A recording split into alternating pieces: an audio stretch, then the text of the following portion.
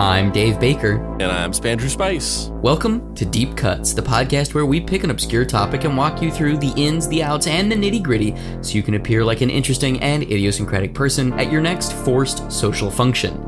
Today's topic is... The Great Boston Molasses Massacre. Boston Molasses Massacre. It's like a fucking Eminem rap. The Great Boston Molasses Massacre. Sitting in the back of the track. And the Great Boston Molasses Massacre, a.k.a. the Great Molasses Flood, a.k.a. the Boston Molasses Disaster. What is the Great Boston Molasses Massacre? Well, on January 15th, 1919, in the north end of Boston, Massachusetts, an enormous storage tanker filled with 2.3 million gallons of molasses weighing approximately 12,000 tons burst.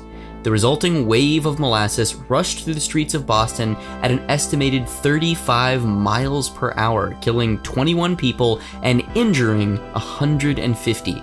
The event entered local folklore, and residents claimed for decades that on hot summer days, the area still smelled of molasses.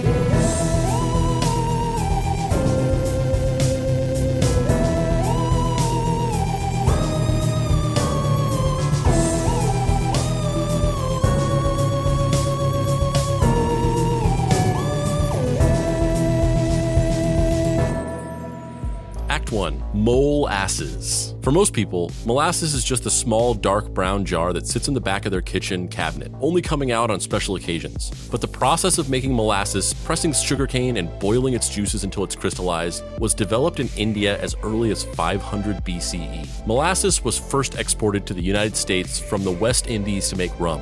It was part of the slave trade triangle between Africa, the Caribbean, and New England. Slaves from Africa were taken to the Caribbean, where they were traded for molasses, which was then brought to Africa to trade for slaves. High taxes were levied on molasses by the British via the Molasses Act in 1733, but the colonists ignored the taxes so much that the British reduced the duties in 1764 in hopes that more would comply. The high tax rate ensured a practical monopoly on the North American sugar market for the British West Indies sugarcane growers, who were now not competing against the non-British colonies. Up until the 1880s, molasses was the most popular sweetener in the United States because it was significantly cheaper than refined sugar. After the end of World War I in 1918, refined sugar prices dropped drastically, resulting in consumers moving from molasses to white sugar crystals. Obviously, that's fucking dark.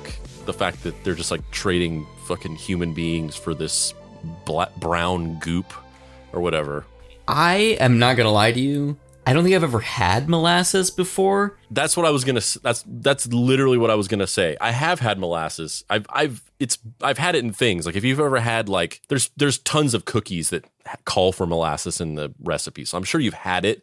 I've actually like tried molasses straight, like just to see what it tasted like. But the thing I was gonna say is molasses is one of those things where like it's a consistent, at least for me. It's a consistent part of your life, something that you're very aware of and that you see and interact with regularly. But the moment that you move out of your mom's house, you never hear or think about it again. There has to be a German word for that. There has to be a German word. You know, die Unfallflacken. It's just like things that only a mother has in their house. Yeah, molasses, hydrogen peroxide, steel wool. These are things that I've not thought of in 25 years. No, that would mean I moved out when I was like 7, 15 years, whatever. Whenever I moved out, and I have not thought about molasses. I forgot it existed until we started doing this episode, and I was like, oh yeah, that stuff.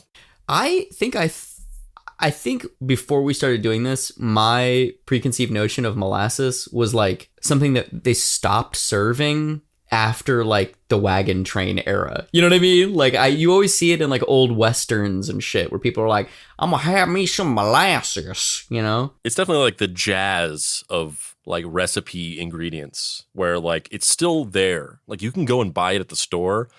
But as we kind of just covered, it majorly fell out of prominence to the point where it's like it's a specialty item where there are specific recipes that call for it and people use it for specific reasons, but it's not a common item at all anymore. Maybe we should bring it back, maybe we should just make molasses great again, Yeah, bring back molasses. Yeah, it's interesting. Like, I remember trying to eat molasses straight and it was gross. Was it sticky? It's like a honey viscous substance, it's like a dark, kind of gritty, sticky, very thick substance. And it's made out of, did we just cover that and I just missed it? Yes, sugarcane. It's compressed sugarcane. Yeah, made out of sugarcane, and it's like we just said, it's like a cheaper, refined version of just sugar. And sugar's bad for you. You shouldn't eat it straight, but when you do eat it, it's like, oh, this tastes pleasant. It's like having some sugar. It's like, oh, this tastes pleasant. But molasses, as far as I remember, it was disgusting to eat by itself. I've never had it by itself. I've probably had molasses cookies or something, but there's like molasses cookies. I mean, there's stuff that it's in. What's the equivalent of a green thumb for food? A brown thumb? That sounds weird. But I'm sure we've had it in tons of things. Molasses can be used in a variety of food applications, including the production of rye bread, gingerbread, and some brown sugars. It can also be used as a minor component of mortar for brickwork and as a soil additive to promote microbial activity. But historically, molasses was the principal ingredient in the distillation of rum. So yeah, I don't think I've ever had rum. Can't say as I have, but which is probably that's actually probably like a very surprising thing to say for most people. But I don't really drink, and neither do you. And I don't think I've ever had rum in my entire life. I had a pirate era. You had a pirate phase where when you were in your pirate phase, you drank rum all the time. And it's not because you still were like, I don't like drinking alcohol. It's not my thing. But I have to be authentic to the period of pirate that I'm trying to be. So I have to just become an alcoholic on rum specifically. Well, I had non-alcoholic rum in order to get the taste so I could stay in character. I lived as a pirate for 14 days in a hollowed out, dilapidated building that I had restructured to look from the outside like a pirate ship. And I called myself Davy Jones, and I called the place Davy Jones's Locker, and I would only eat rum, non-alcoholic rum. Do you know how hard it is to find enough non-alcoholic rum to subsist on? That shit was impossible. Yeah, they only make that in small boutique batches in the heart of Seattle. Yeah, but I had my crewmates go to Seattle to get it and bring it back because Davy Jones's Locker needs his rum. Arr. 15 men on a dead man's chest, 14 days. That was my favorite. No, I'm not going to say that. All right, let's move. I can't even imagine what that would have been. I can't imagine what, in that context, you could have been about to say that was so inappropriate that you don't want to say it. Look, we're here. It's a family-friendly show, except when it's not. So we're good. It was a harmless bit about me being a pirate that went next to nowhere. But we're trying to make this fun because rum. And this is an episode that's very sad where a bunch of people died over a really stupid reason. So let's keep going. I think David was just going to admit that he's had a gangbang with 15 pirates. I can neither confirm nor deny what me and my crewmates got up to in Davy Jones's Locker. Very well then. Fair enough. The early 1900s were a great time to live in Boston. The Boston Americans changed their name to the Boston Red Sox and won the World Series 5 times between 1903 and 1918. The Isabella Stewart Gardner Museum was opened and the Boston Marathon was in full swing. Outing magazine even called Boston the bicycling paradise of America.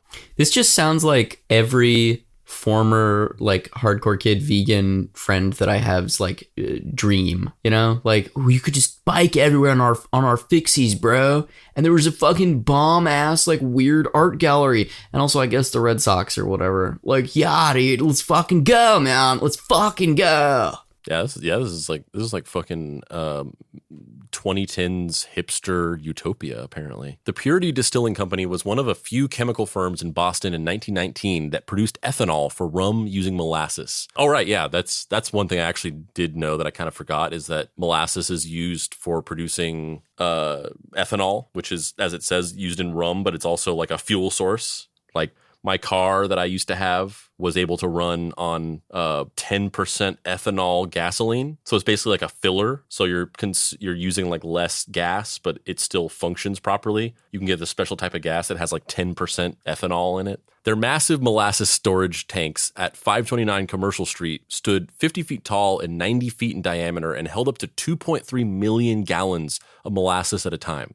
The harborside tank was used to offload molasses from ships, where it was stored before being transferred by pipeline to the Purity plant in Cambridge, Massachusetts. It was first constructed in 1915 after World War I brought an increased demand for industrial alcohol. As New England weather is known to be finicky, on January 15, 1919, temperatures in Boston had risen to over 40 degrees, a big jump from the freezing temperatures of the previous days. And the day before, a ship delivered a fresh batch of molasses, which had been warmed to reduce viscosity during the transfer. Potentially due to the thermal expansion of the older, colder molasses already inside the tank mixed with the warm molasses and warm weather, the tank burst open and collapsed at 12:30 p.m. Witnesses reported that the ground shook and they heard a loud roar comparable to a freight train. Others reported what sounded like thunder and a machine gun as the rivets holding the tank together popped. Can you imagine, like, you're going about your day in the fucking 1800s in Boston and you're like, I'm living in a hipster 2010s paradise, man. We've got a fucking art museum, bro, and fucking bicycling capital of America, bro. Oh, God. Death by molasses. We've never had a molasses tanker explode or had a major art theft in this city. We're fucking knocking it out of the park. Bro, you see this face right here? Is this the face of someone who's gotten all their priceless art stolen before being killed by a molasses flood? I don't fucking think so. Smash cut to that guy in a fucking grave dripping in molasses. And he didn't die from the molasses. He died from a heart attack whenever he learned that... Isabella Stewart Gardner Museum got robbed.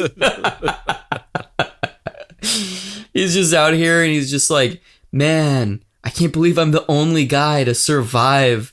And then live on to be like 120 years old or whatever.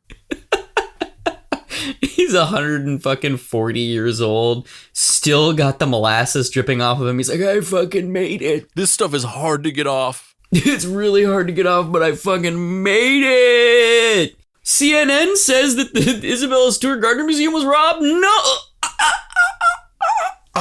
Vermeer. The coroner is like, yes, he was 140 years old. He lived much longer than most of us could ever hope for. But I just want to clarify that he definitely did not die of natural causes. He died from learning about the Isabella Stewart Gardner Museum theft. It's all very clear in the toxicology report. I love this guy. Molasses is 40% more dense than water, giving even greater force to the ensuing tidal wave. Oh, also, the other thing that I wanted to say is like, man, like if nothing else, like whatever, AI, fucking machines that are replicating human beings and super powerful computers that can run 1 billion programs and let you edit 12K footage without a fan turning on. All this technology is great. But the one important technological advancement we've achieved in the last several decades is just living in a world where giant tankers of molasses just don't randomly explode all the time. Like we're just like that's the real luxury of a modern world, is that you're not just like walking around outside one day and then like a fucking milk truck fucking explodes and kills you or something. Just like the weirdest, most embarrassing death you could think of. Like that's the real benefit of living in the future. Like we get to die by badass shit. Like fucking getting shot in a Walmart or something. Walking into a 7-Eleven and having our life ended by some 17-year-old named Kyle. Yeah, that's a good story. But no one's like, oh yeah, like, you know, like those little milk bones that they give dogs as like a little treat when they do a trick. Like one day they were carrying a huge like bucket of those on a little conveyor belt thing, and then the bottom dropped out and it buried me in the bones and I suffocated. Like nobody wants to tell that story in fucking hell. Do you think that there's a version of this that's like this is just like on the surface it's a charming, funny story when you're like, oh, it's like tanker exploded and like molasses went everywhere, that's so funny. And then when you read about it where it's just like, a scalding 40-foot wall of like molten sugar lava just like vaporizes you. Oh yeah, this story is only funny through the transformative power of time. Tragedy plus time equals comedy. But this was probably like horrific. 35 miles an hour molasses wall. I can't even comprehend that. People dying in like screaming deaths of agony. And it's so fucking stupid because it's a screaming death wall of molasses. Yeah, like, emulsified sugar beet cane bullshit. Superheated to reduce viscosity for travel. Like it sounds like a bit from a TV show that like Jumped the Shark. Like Fonzie jumping over a shark on skis is more believable than this. You know, like this does not sound like something that happened in the real world. A guy jumping over a shark on a TV show, that sounds like way more something that could have happened. But like I said, that's your privilege of living in a world where they solved that problem. Future privilage is the real privilege, bro. We all need to be taking stock of that. People don't talk about it enough. Future privilege, like living now in the year 2023, you're so much more privileged than like a caveman who just like walks outside to take a piss and gets like fucking mauled by a pteranodon or whatever. Or an asshole who lived at the time when you had to have buckles on your shoes. Yeah. What a fucking idiot. Like, I don't know if that kills you, but like you should kill yourself if you had to do that. Can you imagine waking up in the morning and being like, today I'm going to put on my nice white fancy wig. Not my shitty white fancy wig, but my nice white fancy wig. Oh, and I'm feeling a little saucy. Today, tri-corner hat. Yeah, you gotta wear the tri-corner hat. You gotta put on the wig and just douse it in powder, like whatever. Who knows what kind of powder that was? It wasn't Johnson & Johnson's. That's what I know for sure. And then you gotta put these buckle shoes on, and then you gotta slap some fucking hippopotamus ivory teeth into your mouth. Nah, I'm good. Future privilege forever. We're nepo babies for fucking time. Time nepo babies. Molasses is 40% more dense than water, giving even greater force to the ensuing tidal wave, which reached 25 feet high at its peak and moved through Boston at 35 miles per hour. 35 miles per hour. Like, that is fucking fast for just like a scalding liquid to be traveling through the streets. Imagine somebody running. That's like 5 miles an hour. Like, if you saw a tidal wave moving at the speed of a human running, that would still be insanely scary. But 35 miles an hour is like your car is parked and then you just gun it. It's just it's a Honda Civic pedal to the fucking metal, like from a standstill. That's crazy. There was no outrunning this because they're out there on fucking horses and shit. And like maybe Model Ts. I don't know if this was like before or after. Like, no, it's definitely when cars exist. Because if you look at this newspaper article from the Boston Post before it, there's photos of cars.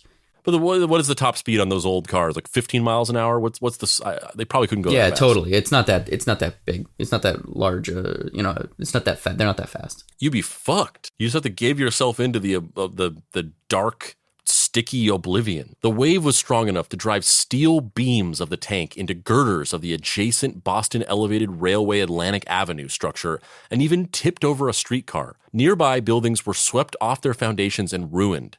Several blocks surrounding the burst tank were flooded in 2 to 3 feet of molasses.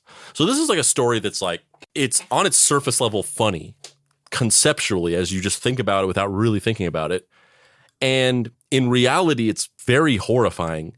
And it's even more horrifying because of how goofy it is. Like the fact that this is so goofy, but in actuality is like a horror story that you would be traumatized for life if you witnessed. That makes it even worse. So we have a picture of the front page of the Boston Post from I guess the day after this happened. The headline is huge molasses tank explodes in North End, 11 dead, 50 hurt. You want to read some of this or? Yeah. Let's read a little bit of it. The subheadline says a giant wave, 2.3 million gallons of molasses, 50 feet high, sweeps everything before it. 100 men, women, and children caught in sticky stream. Buildings, vehicles, and L structure crushed. Let's see here. Is there an actual... Where is the graphic design on this? It's very confusing. Tell you, man, future privilege. So it has a list of the dead here, unidentified bodies, list of injured, 35 state on dry law list, amendment ratified by 5 yesterday, one more needed to predict National Dry Day on January 1st. I don't know what the fuck National Dry Day is, but that seems like really poor timing considering it's like, your whole town got fucking submerged in icky molasses, but also there's National Dry Day that's going to happen, so that's cool. Yeah, is National Dry Day like a day whenever they just don't sell alcohol? I guess so, yeah. So they're like, you just got fucking wrecked, but you're not allowed to drink. Yeah. So the actual article starts here. Search for more victims during the night. No escape from gigantic wave of fluid. Internal explosion was cause, says state chemist. It became known last night that W.L. Wedger, state police chemist, who's in charge of explosives, had reached the positive conclusion that the disaster, instead of being due to a collapse of the great tank, was caused by an internal explosion. Mr. Wedger, in his investigation, is understood to have found that the tank was fitted with heating apparatus that connected with a boiler. This beating apparatus, also just if I'm struggling with these words, it's because this is a super old newspaper and it's a little hard to read. And it's written in Bostonian. It's just written phonetically with a Boston accent. Yeah. I'm having to translate it. Yeah. Mr. Wedger was in front of an investigation. This beating apparatus consisted of pipes inside the tank, and its purpose was to make the molasses run freely into the tank carts that were tucked under the Cambridge distillery of the company. Mr. Wedger, after a careful study of the matter, is reported to have reached the conclusion that the great tank of molasses was so heated there could have been a generation of a mixture of air and gas that would have been an explosion about the same amount as air and gasoline. That horses were oh my god, that horses were blown about like chips, houses torn asunder, and the action section and the heavy section of other considerations linked to the conclusion of Mr. Wedger. The windows of the neighborhood remained intact, is explained by the fact that the explosive wave in such a blowup would be decidedly different in their effect on the surroundings than would be the case of if dynamite exploded. Thus, it is understood that Mr. Wedger's formal report will be that the disaster was due to an internal explosion. A 50-foot wave of molasses, 2.3 million gallons of it, released in some manner yet unexplained from the gigantic tank, swept over the commercial street and its forefront from Charter Street to Southerly, I think that's what that says. Southerly at the end, at the North End Park yesterday afternoon, ensnaring in its sticky flood more than 100 men, women, and children, causing teams, automobiles, and streetcars, everything in its path. The black reeking mass slapped against the side of the building footing of Copp's Hill and then twisted back towards the harbor. 11 persons, a woman and a girl, and 9 men were known dead at midnight. More than 50 injured were in hospitals and at their homes. Some of them may die. Oof. Dead horses, cats, and dogs have been carted away by the team after team. I can't quite make that out. Boston's only trolley freight terminal is in ruins. Most of the big steel trolley freight cars were destroyed. Yeah, you know that guy fucked up, that chemist. Like, he didn't see this coming. Like, you know that meme where people take that screenshot of the credits of Jurassic Park where Phil Tippett is credited as the dinosaur supervisor, and they're like, "You messed up, Phil." Like, this is the guy that didn't see the molasses explosion coming. Did you know that that movie was originally, just segueing in topic just for a second, did you know that Jurassic Park was originally just all supposed to be stop motion? Yeah, there's footage of the stop motion dinosaurs that they did. Like they have like a stop motion test for the T-Rex in that scene where he's introduced. Yeah, I've seen that, but I always thought that was reference footage done to use almost like to CG rotoscope everything over. I didn't realize that they were planning to make the whole movie with stop motion animation, and that Phil Tippett got fucked out of it by two guys at Lucasfilm. There's like a Disney Plus documentary about the history of Lucasfilm, and one of the episodes is about Jurassic Park, and it was like the whole episode is basically an interview where Phil Tippett looks like he wants to die the whole time.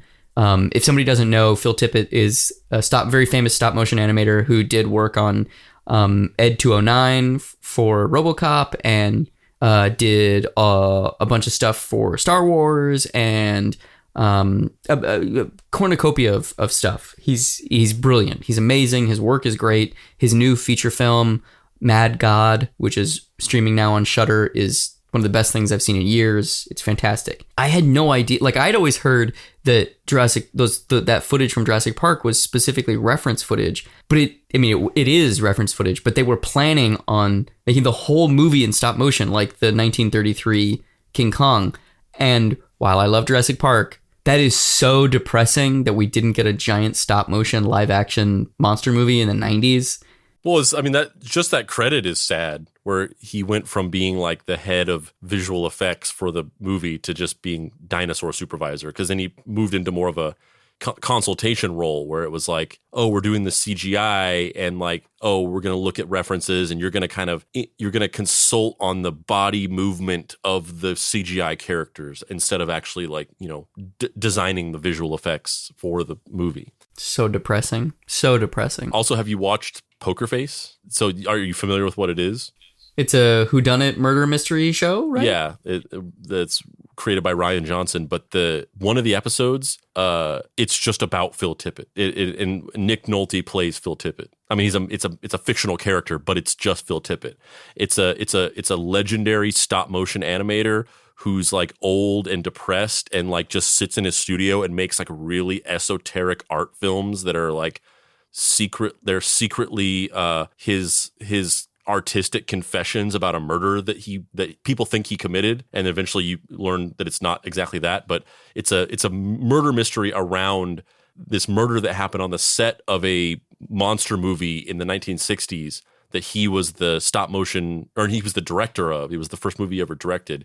And then this actress died, and then he goes into like seclusion, and it's just Phil Tippett. Like, that's just blatantly what it's supposed to be. Is there actual stop motion stuff in it? Yes, 100%. Did Phil Tippett do the stop motion?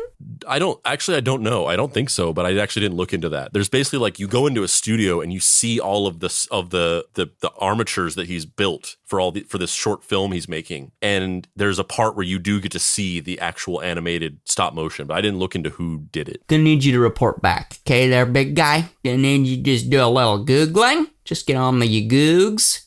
Let me know. Special effects by Stephen Powers. Copy that. Well, I don't know your work, Stephen Powers, but I am excited to watch that episode. Oh, no. Animation department, animator, Phil Tippett, and Tom Gibbons, lead from Tippett Studio. I 100% will watch that episode. Phil Tippett did do the stop motion animation in the episode, which I didn't even know that. It just was so clearly, obviously supposed to be Phil Tippett. In his 2004 book, Dark Tide, The Great Boston Molasses Flood of 1919, Stephen Puleo quoted a report from the Boston Post. Molasses, waist deep, covered the street and swirled and bubbled about the wreckage. Here, there struggled to form. Whether it was an animal or a human being, it was impossible to tell. Only an upheaval, a thrashing about in the sticky mass, showed that any life was there. Horses died like so many flies on sticky fly paper. The more they struggled, the deeper the mess they were ensnared. Human beings, men and women, suffered likewise. I'm telling you, it's on its face goofy, but then as you think about the real world implications of what would be happening with a superheated explosion of dark viscous liquid, you realize that this is like one of the worst, most horrifying ways you could die. No arguments here. I really do not want to die in a giant molasses flood. That is my new life goal. No death by molasses flood. The Boston Globe reported that people were picked up by a rush of air and hurled many feet. Others had debris thrown at them through sweet-smelling air. A truck was even picked up and hurled into Boston Harbor. After the initial wave of molasses, it became viscous due to the cold temperatures, trapping those caught in its wake and making it difficult to rescue them. Oh my God. So if you survive the boiling hot temperature of this giant wall of goo, then you get trapped in it and you can't breathe and they can't get you out. So you just like asphyxiate because you're crushed in it. You asphyxiate like so many Tetsuo's girlfriends in the folds of his skin, but with your mouth and lungs just filling with fucking molasses. Actually, this is kind of sounding hot. Yeah, it got me. When I said it out loud, I realized that it was I was into it. About 150 people were injured and 21 people ranging in ages from 10 to 78 were killed. The dead were crushed or drowned by the molasses or killed by flying and floating debris. One of the most common ailments after the blast was coughing fits. So that the sugar, the crystallized sugar board, they had such an easy job of coming in and popularizing sugar. They had to hold just a couple of they had to go to a few cities and just do a couple of live press conferences or whatever and just be like, you know what sugar's never done? It's never crushed and suffocated 150 people. And everyone was like, what? Sugar? We love sugar. And we cut to today. This hadn't happened. Maybe we'd all just be guzzling molasses. But once again, future privilege. That future privs, bruh. In a 1983 article for the Smithsonian, Edward Parks wrote, Anthony DeStasio, walking homeward with his sisters from the Michelangelo School, was picked up by the wave and carried, tumbling on its crest, almost as though he were surfing. Then he grounded, and the molasses rolled him like a pebble as the wave diminished. He heard his mother call his name, but couldn't answer. His throat was clogged with the smoldering goo. He passed out, then opened his eyes to find 3 of his 4 sisters staring at him. It's such a weird balance, though, because that does sound funny. It's funny. Like what was just described, let's just be honest. That was just like a hilarious Benny Hill bit or like an old Buster Keaton silent routine. It's objectively funny, but also the idea of your mouth and throat being filled and smothered by an endless onslaught of sludge is just existentially horrifying to me. Me too. I mean, even to the point where I'm kind of like, should we ban molasses just so there's no chance that this can ever happen again? Yeah, let's get it banned. Can we all just come together and cancel molasses? Just red flag laws, background checks when you buy some. Really, anybody who has molasses around, they should be treated like a social outcast because there's really no good use for molasses. Yeah. If you have molasses in your home, let's just call it what it is. You are planning a terrorist attack. Yeah. Hasn't Boston suffered enough? The Boston Strangler. The Boston bombing massacre, right? Boston bombing. Boston Marathon bombing. That's what I was looking for. Casey Affleck. Ben Affleck. John Krasinski. Man, Boston's been through a lot. And now molasses. Now fucking molasses after all of this shit. Molasses is just out here and it's just like, park the car and have a yard. And then just fucking suffocates you. It's like the blob. It's the blob. But it just... The blob. It's the blob. It's the blob. Run, it's the blob. Oh, God, it's the blob. Park the car and have a yard. Ma, help, I'm gonna die from the molasses. God rest their souls.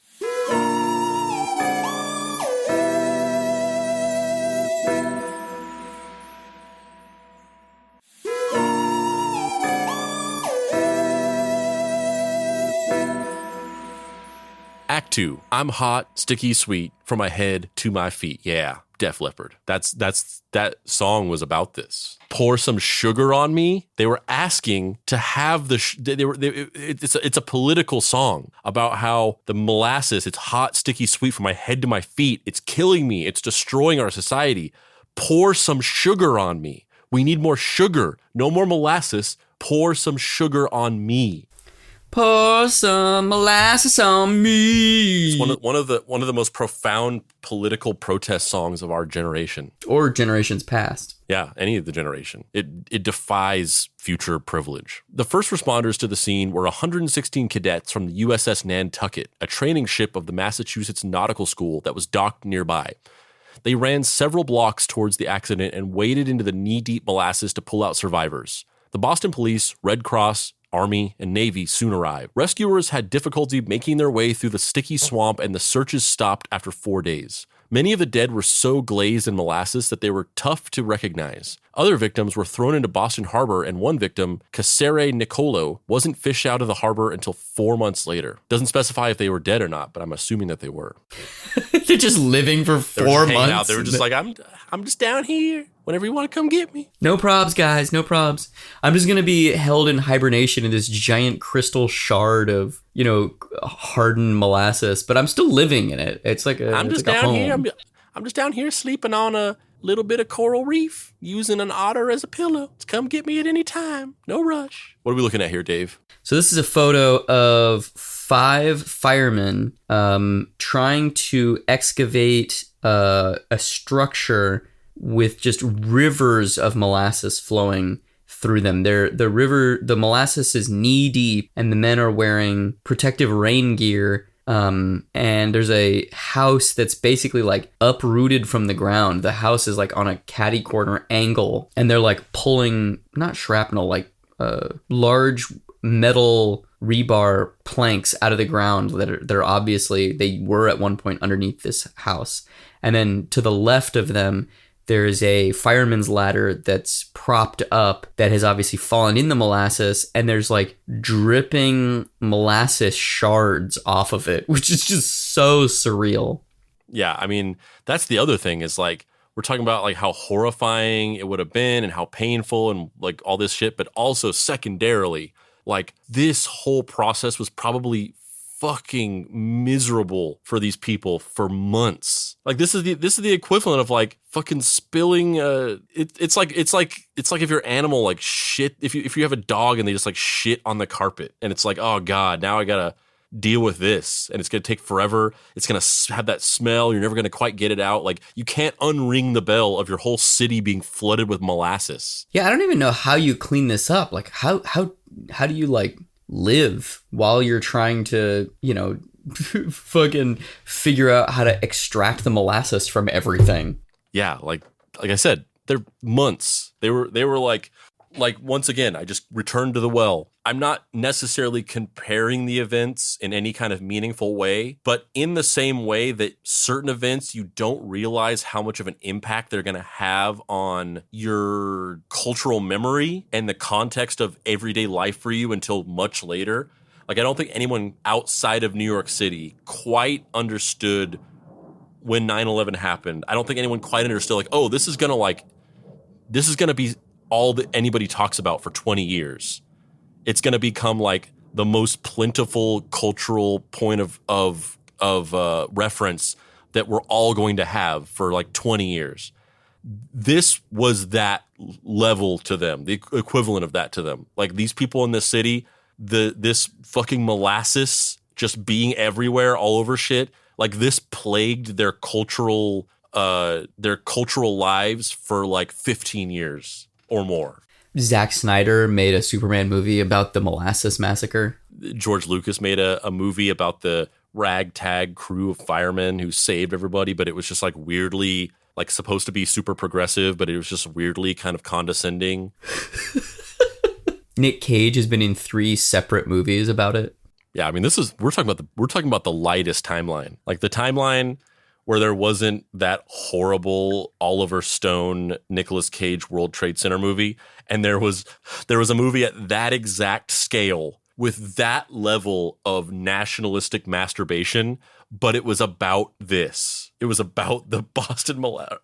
The trailer for it is a slow motion Nick Cage, like hyper HD, there's just like a piece of molasses arcing through the air towards his face and hitting his face and then like smacking it and coming off in 180 frames a second.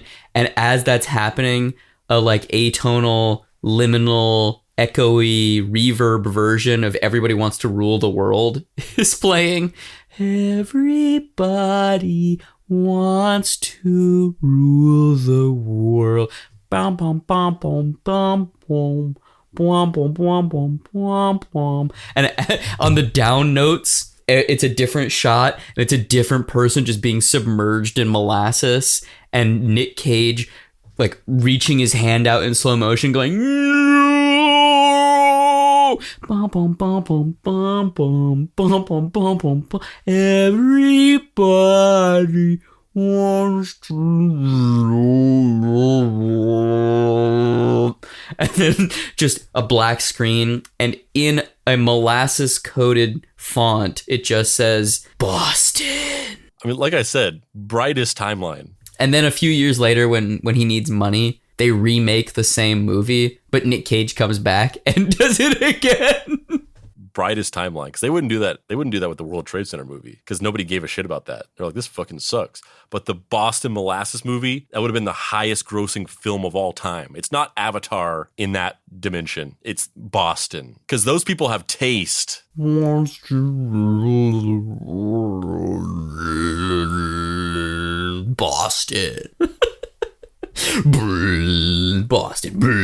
Boston 2, Boston 3. It turns into the first movie is like one of those like really like schlocky, self-indulgent movies about like a huge real life event, but then they start making sequels and they turn into like Scanner Cop, like schlocky like exploitation films. Yeah, but Nick Cage is still in all of them because he's Nick Cage. Yeah. By the third one, like the budget is like, $200,000, $100,000 of which went to Nick Cage. And he's only in it. It's like those Steven Seagal movies that they make where he's just like in a car, and they like shoot for a couple hours on a green screen of him in a car or whatever. And then they make a whole movie with other actors somehow. Brightest timeline. I want to go to there. Cleanup crews used sand to absorb the molasses and salt water from a fireboat to wash the remainder away. The harbor was brown with molasses until summer. Cleanup in the immediate area took weeks, and several hundred people assisting in the effort. It took even longer to clean the rest of Boston and its suburbs as rescue workers, cleanup crews, and rubberneckers had tracked molasses through the streets, spreading it to subway platforms, inside trains and streetcars, and even their homes. Edward Park's Smithsonian Piece reported, "Everything that a Bostonian touched was sticky." After the accident, 119 residents brought a class action lawsuit against the United States Industrial Alcohol Company, which had bought Purity Distilling 2 years earlier. It was one of the first class action lawsuits in Massachusetts and is considered a milestone in modern corporate regulation. Meanwhile, the company tried to claim that the tank had been blown up by anarchists because some of the alcohol produced was to be used in making munitions. But a court-appointed auditor found USIA responsible after 3 years of hearings. The company paid out $628,000 in damages, or $9.82 million adjusted for inflation. Relatives of those killed reportedly received around $7,000 per victim, or $109,000 adjusted for inflation. We talked about this before in other episodes that like it's not that huge corporations don't constantly lie and deceive now. Obviously they do, but it's more subtle. But I love the idea that like back in the day, they were just like, fuck it. Like we could just say whatever the fuck we want. Like this explosion, it was caused by anarchists. And they didn't believe them. But the fact that they could just do that, be like, this wasn't our fault. Anarchists did it. And that was just like a reasonable thing that someone would do is very funny to me. Yeah, I'm curious if that's like, is that a reaction to like, are there a lot of anarchists in 1919 Boston? Like, is that a thing? Well, I mean, it could be a combination of the fact that like there were a lot of those types of like sort of like domestic acts of terrorism in some, in Ireland and things like that have happened, that were happening around that time. So maybe there was something like that in the zeitgeist. But also it just seems like anarchists might have just been like that particular boogeyman in the same way that like communists and have been in the past and are now for some reason all of a sudden out of nowhere. Just this idea of like in the booming industrial age, the idea of an anarchist, somebody who just wants to eschew all like rules and laws, would have been like the scariest thing to like a burgeoning capitalist free market society, And here's a better picture. I use the term better loosely, but of just a clear view of the carnage that happened based on this explosion. Like this whole, it's in ruins. Yeah, it's like basically probably 6 to 8 men standing out in front of this house. Molasses is everywhere, and they're like turning towards the camera and posing and smiling. And the bottom third of this building is just fucking wrecked. Like the whole foundation is just knocked out. There's like a giant chimney, I guess you would call that structure, and it's just thrashed. It's just fucked. And then there's another photo right below this one, which is like more of an aerial shot showing kind of the center of the town and an army of men moving stuff to and fro, 15 cars all parked around, and 1, 2, 3, 4, 5, 6, 7 different buildings that are just heaps of rubble. There's just nothing there, which is fucking crazy. Yeah, it's just total devastation. Yeah, it's fucking wild. In a sure win for capitalism, an inquiry after the disaster revealed the USIA's treasurer Arthur Gell neglected basic safety tests while overseeing construction of the tank. In a sure win for capitalism, an inquiry after the disaster revealed the USIA's treasurer Arthur Gell neglected basic safety tests while overseeing construction of the tank, such as filling it with water to check for leaks, and ignored warning signs such as groaning noises each time the tank was filled. If the fees or fines are less than the profit, that's just the cost of doing business and not a penalty. Arthur also had no architectural or engineering experience, which makes sense since he was a treasurer. When the tank was filled with molasses, the tank leaked so poorly that it was painted brown to hide the leakage. Local residents even collected leaked molasses for their own homes. One of Purity Distilling's employees brought actual shards of steel from the tank's wall to the treasurer's office as evidence of danger. Arthur replied, "I don't know what you want me to do. The tank still stands." A 2014 investigation found that the steel used on the tank was half as thick as it should have been for a tank of its size, even with the lower standards of 1919. The steel used in the construction also lacked manganese, which makes it more brittle. The tank's rivets were also flawed, and cracks formed at the rivet holes. Carbon dioxide production inside the tank might have raised the internal pressure due to fermentation. The warm weather also would have contributed to the pressure inside the tank. Its failure occurred from a manhole cover near the base of the tank, and a fatigue crack potentially grew to the point of bursting. A playground and a baseball field currently occupy the site of the blast. Residents claim that on a hot summer night, you can still smell the sweet aroma of molasses in the air. I feel like there's a horror movie here about a molasses gingerbread man style slasher coming to modern day and trying to hunt down the great descendants of the guy who designed this machine. So if you're a Bostonian writer out there, please write this movie. I would like to see this. Yeah, also just all of nature and science and God himself wanted this thing to explode and kill all these people. Just all of the environmental conditions that had to come into play for all these little chemical reactions to be happening and things to build up in particular ways, all for this one nexus point to happen where this thing fucking exploded is just it's insane. It's wild. It's like the goofiest way for an entire town to just get murdered. Yeah, it's very goofy, very horrifying, and very astonishing that all these things came into play for this to happen. But on top of it all, it's just extremely goofy. I'm Dave Baker. And I'm Spandrew Spice. This has been Deep Cuts. If you'd like to find me, you can do so online at heydavebaker.com. Spandrew, where can people find you on the internet?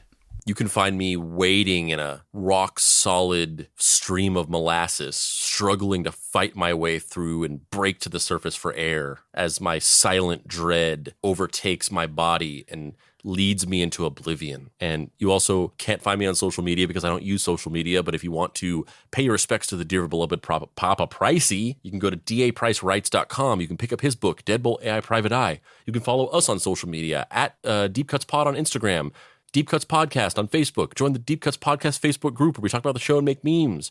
You can join our Discord server, bit.ly.com/Deep Cuts Discord, where we talk about the show, make memes, play games, talk about other stuff, all kinds of stuff.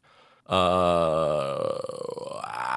can go to our shop, deepcutspod.com, click on the shop and buy hats and t-shirts and all that kind of cool stuff. And you can buy the official Mystery Treehouse Molasses to plan your next domestic act of terrorism.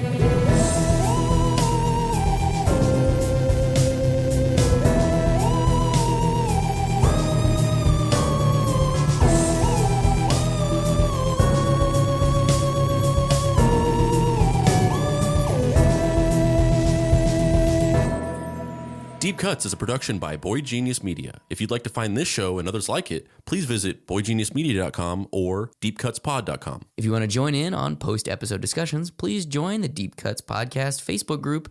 Finally, subscribe to our YouTube channel for additional video content. This episode of Deep Cuts was written by special guest writer Tim Madura. If you'd be interested in writing an episode of the show, please email Andrew at boygeniusmedia.com.